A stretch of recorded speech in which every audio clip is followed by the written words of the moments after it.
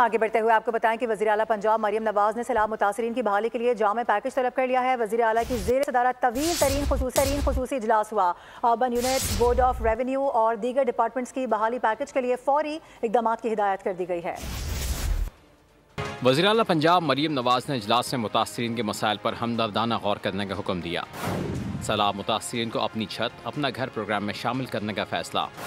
وزیر اعلیٰ نے کہا سیلاب متاثرین کے گھر آباد ہونے تک چین سے نہیں بیٹھ سکتی۔ بحالی پیکج میں امدادی رقوم بڑھانے اور متاثرہ کاشتکاروں کا بحالی پروگرام وضع کرنے کا حکم دیا۔ دریاؤں، ندی نالوں، آبی گزرگاہوں کی تعمیرات کے لیے ریڈ زون قرار دینے پر اتفاق۔